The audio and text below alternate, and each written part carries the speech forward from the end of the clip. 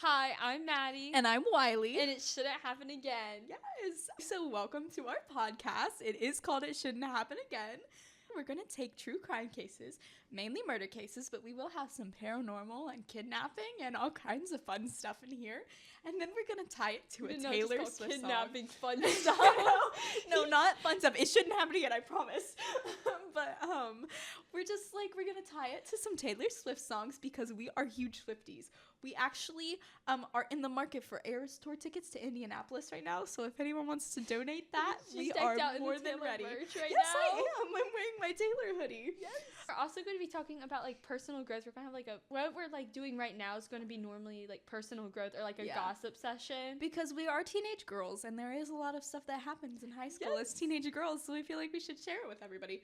We won't use names though because that's probably not great. Yes, and we also have our beautiful sound people who are dancing for us right now. We and love them. Pretending to sing into an extra mic. Yes. Shout out to Alyssa Martin and Jade Arlinghouse. We love you guys. You guys are so silly. They're so cute. So if we start laughing, that's normally what it is. Yeah. We'll try and edit most of it out, but honestly, who cares? Yeah. Okay, so we'll just jump right into it. So our case this week is that of Dorothea Puente. And of course, probably if you're a Swiftie, you can guess the Taylor Swift song. It is Dorothea from her album Evermore, which I'm a huge Evermore fan. I'm kind of on an Evermore kick right now. Yes, my surprise songs for my show, like one of them was Ivy. The surprise song for my show was Evermore. Yeah, so I'm kind of the better one here. But we had Aaron Dessner at ours, so really. My surprise song got Gracie Abrams. Yeah, I also had that one. So, but I got to see her whole set. Okay, well my concert started earlier. So who wins? Me, because I had more of it. Okay, dark but I could see Taylor, the bracelets.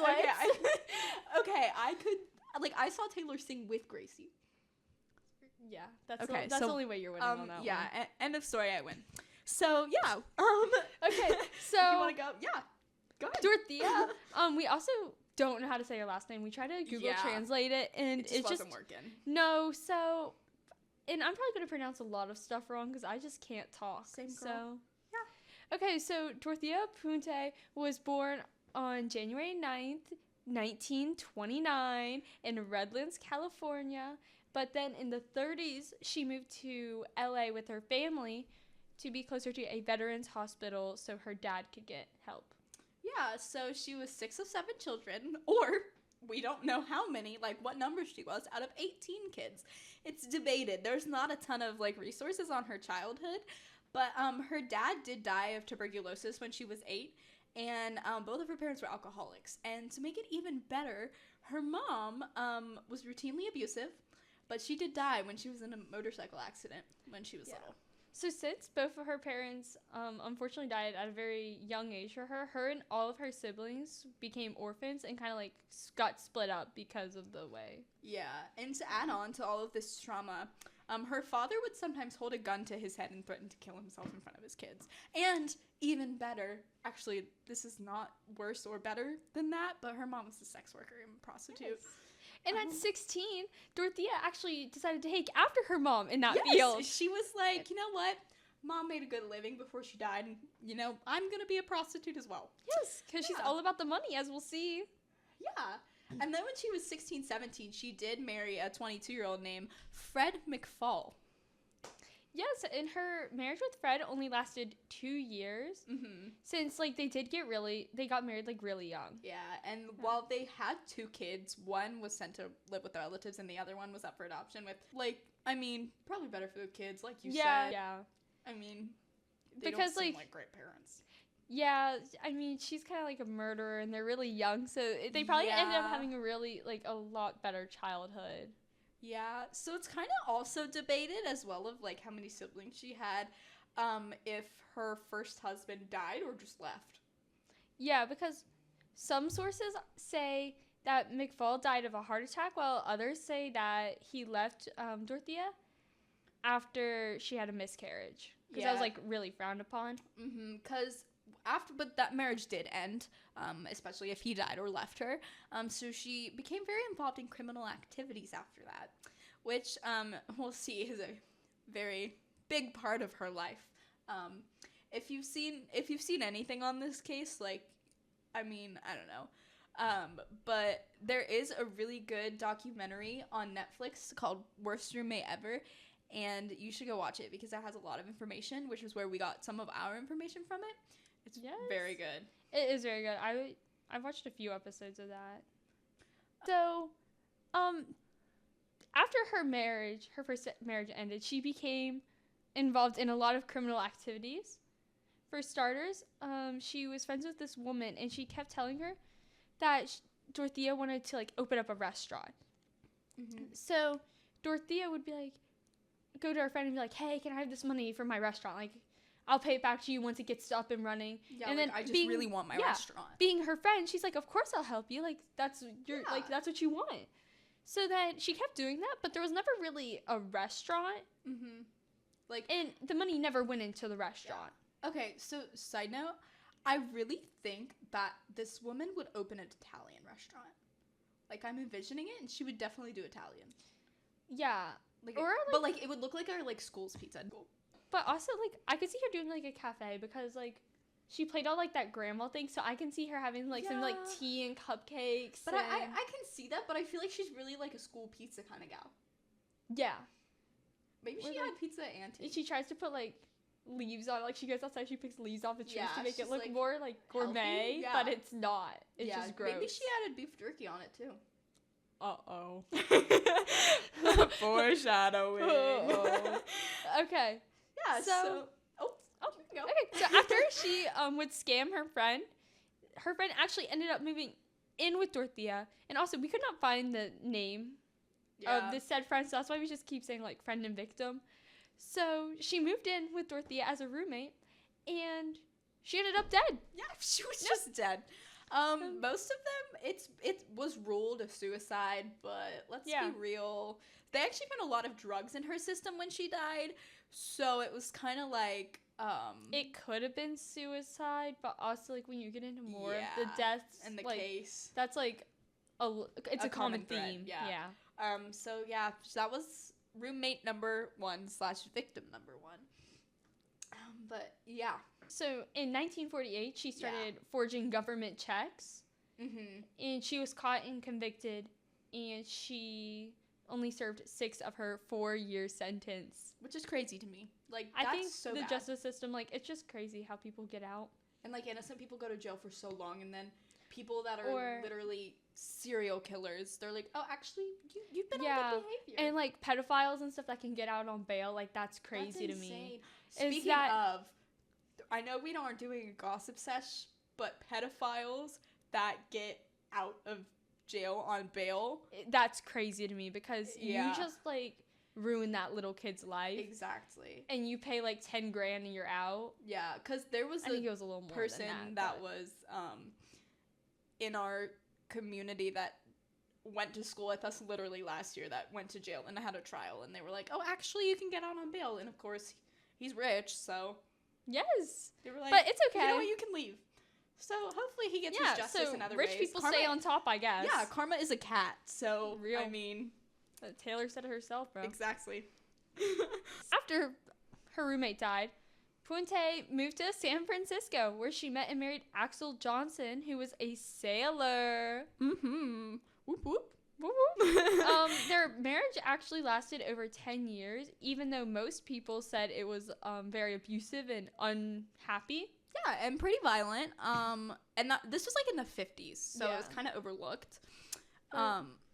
This probably it probably lasted so long because since he was a sailor, like it says he was gone a lot, and while he was gone, Dorothea would work as a sex worker again. Yeah, and Axel did not like that. I mean, understandable because, like... Yeah, if Jackson was a sex worker, you probably wouldn't like that. Yeah, I'd be like, no. Also, we're 16 years old, so... You've given our names, location, age. Yeah, like, it's fine, we'll edit our location out. You're asking to be murdered.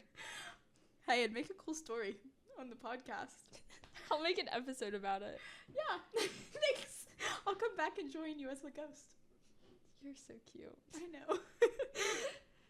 Okay, so then later on, Puente became, like, really involved in politics. Like, she would donate to both political parties. And this made everyone have, like, a really good opinion of her because she was just, like, the sweet, kind old woman. Which she actually played on that. She often claimed to be 15 years older than she actually was. So then everyone was like, oh, she's just, like, the sweet little lady. She can't hurt anyone. Yeah, like, she's fine. Yeah. Psych. She was a pathological liar and looked 15 years older than she actually was. Because, like, I don't know, man. She was just weird. Like, she just knew how to get people. And, I mean, if you look up a picture of her, because she's, like, crazy. Yeah, and another thing she would do is she like to carry around, like, a medical case and, like, tell people she was, like, a doctor. She used to be, like, a nurse. And then when, like, she'd be like, okay, I can help you. And this also, like, ties into the boarding house thing. She'd, like, take people in who were, like, injured and sick, and she'd be like, I'll help you. And then she'd actually just drug them and then take all the, like, jewelry, cash. Yeah, and I mean, drugging, we saw that in the first roommate. But another way that she, like, got away with that is she'd also be like, she'd say she was, like, one of those nurses who would, like, go to people's house. Like, people would hire her. Like, yeah, like, and so she would, like, take in these what she called shadow people, which most murderers do. Like, they'll take in people that kind of are under the radar that no one really pays attention to. They don't have a lot of family or friends. They think it makes them, like, more humane. Like, it justifies it kind of thing. Yeah, like, oh, these people don't matter. Like, it's fine. Yeah, like Ted Bundy killing people who'd work as, like, sex workers because he thought they, like, weren't, like, human. Like, they were, like, doing, like, the devil's work or something. So he thought, he's like, you know what? I'm just gonna murder them. Yeah, which is not okay. Yeah, don't do that. It shouldn't happen again. So while she ran her little boarding house, she would take in elderly and mentally disabled people, okay? And she would steal their government checks. And those who were, you know, not willing to comply with all of her crazy, I'm stealing everything, she decided to put in her backyard. Yeah, and make it into beef jerky. Yeah, which you'll get that later. But yeah, she was a great terrible human. She's not great. No, she's not great. I don't even know why you'd say that. Yeah, I don't know. But so, and then, okay, so like Wiley was saying, if they didn't comply, she'd put them in her backyard. She'd be like, too bad, too sad. I'm actually not 80 years old. So then she would continue, because most of these people were getting, like, disablement checks and, like, government checks. So she would keep collecting those. She wouldn't, since she wasn't reporting them dead and she was just putting them in her backyard, she just kept getting the checks, so she just kept making money off of them even though they were dead.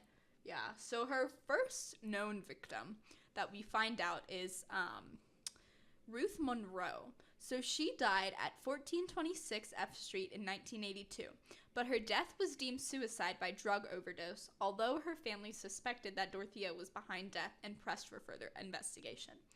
So in that documentary I mentioned, that her son is on there a lot, and he talks about how his mom definitely did not commit suicide. Like, he was like, my mom would not do that, and it was definitely Dorothea. Which sucks. I know. Like, that's just awful. Like, I love my mom. Hi, Mom. Yeah. I hope you listen. Hi, Mom. Yeah. Luckily, I'm going to make Mama B listen to this. So. Same. Shout out Mama B. Yeah. And shout out Mama G. Mama G. Mama G and Mama B. Yeah. Like, my mom will live in my basement if she's ever alone. Like, I don't think she should live with someone else. My mom's going to live with my sister. So. Oh. Well, checks out. I'm gonna be the I one love that, her like, and all, but my sister already claimed her, so. Oh, well, fair. My brothers were like, Drake said he was gonna be the one that doesn't do anything. Oh my god. I said, okay.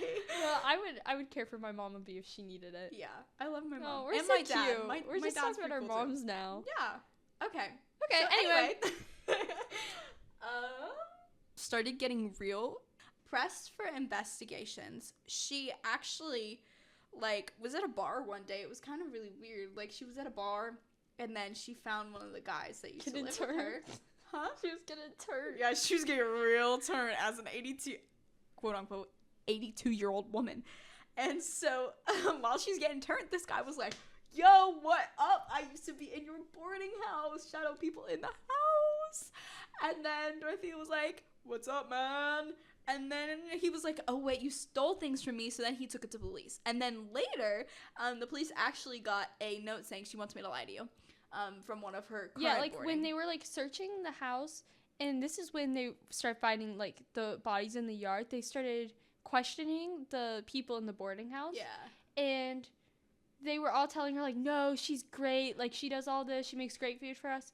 But then one of the like shadow people slipped her a note, and it says she wants me to lie to you. Yeah. So that's how they red like flag.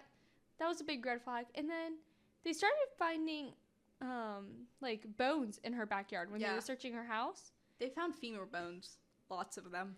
And when like they were asking her about it, she showed no emotion, like she didn't flinch or anything. Yeah, she was just like, "Oh yeah, I don't know why that's there," which is crazy to me as well. Like those people that are like, "I don't know how those bodies got there, girl." Yeah. And then she's like, "Hey, I actually need to go down the street to this coffee shop to meet with someone." Yeah, and then the police are like, "Okay." Yeah, like go have yourself a nice coffee, Dorothea. And I think this was in the documentary, but somewhere it said that one of the police officers was like, "Oh, well, I made sure to watch her walk into the coffee shop, or walk to the coffee shop, not into it." Yeah. And he's like, "So I know she went there." But he didn't stay with her. He just stood at her house and like watched her walk down the street. Like you're finding dead bodies in this woman's backyard. Yeah, like she probably shouldn't just be like let to go. Yeah, and another really morbid fact is like when they were pulling up remains before they saw any like bones or anything, this guy uncovered what looked like roast beef, and he was like, beef "Why jerky. is or yeah, I always say roast beef jerky," and he was like pulling at the ground. He's like, "What is this stuff?" It was human flesh. Gross. Yeah. So she actually ran from the coffee shop. Big shocker, you know? Wow. Yeah, like, oh, this That's woman like that we just found a bunch of dead bodies tried to run. That's crazy. Yeah. Like, they were like, what the heck, man? When they found her, she said that she didn't kill them, but they got sick and died because, you know, most of these people were like disabled and had illness anyway. And so she just buried them in her yard and didn't notify the police because she was on parole. Yeah, because, I mean, even if she wasn't on parole, that's bad news bears. Yeah, but also, if someone's in your care, like, let's say someone's sick and they died, you go to the police because eventually it's going to come out that they died and you didn't go to the police. Like, even if you have a slight, like, okay, if someone died in my care, I would be like, oh, shoot, they're going to think I did it. Like, just go to the police. I would be like, oh, yeah, this because if person you just didn't do it, then your first thought wouldn't be, oh no, I need to get rid of it. Like, it would be to go to the police. Yeah. Because like they'll do an autopsy. They'll be like, okay, they're sick, and then that's gonna be the end of it. Yeah, but if you hide your dead bodies in your backyard, then it looks suspicious. Yeah. So,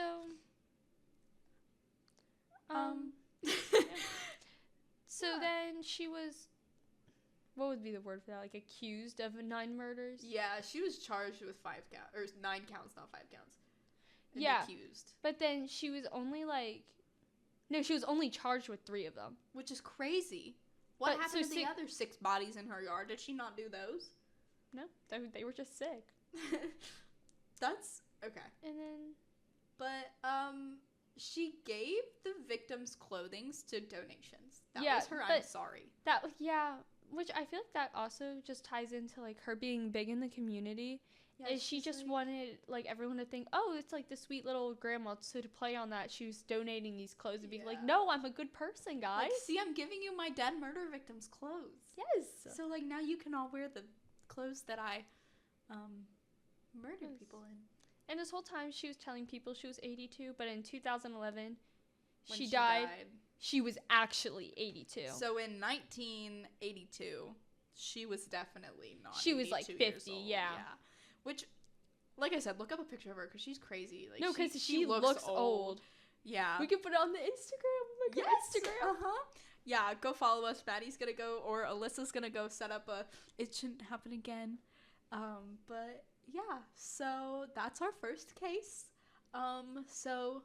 Long story short, this woman drugged a bunch of people. Yes, long story short, that's right, Swifties, you heard it. She drugged a bunch of people, buried them in her backyard. She had 9 bodies in her backyard, but only got charged for 3 and accused of 3. That's crazy. That goes along with the whole, like, getting out early thing. Yeah, like How do you look at this? And then also when they were searching her house, they found remnants of, like, all the drugs and stuff on the floors. And they actually found some under floorboards, too. Yeah, so, like, it was pretty obvious when they did, like, a full house search minus just the dead bodies. But, yeah, justice for all of her victims. Some of her victims include Leona Carpenter, 81, Dorothy Miller, 65, Alvaro Montoya, 59, Benjamin, 55, James Gallup, 64, Verna Faye Martin, 65, and Betty Palmer, 80. So she was sentenced to life in prison, though, without possibility of parole. But that's our first case, and everyone should go listen to Dorothea by Taylor Swift from her album Evermore, because it's a really good song. Most of our Taylor Swift songs will, like, actually, like, have something to do with the case and sound like the case. But this one is just a name. Yeah.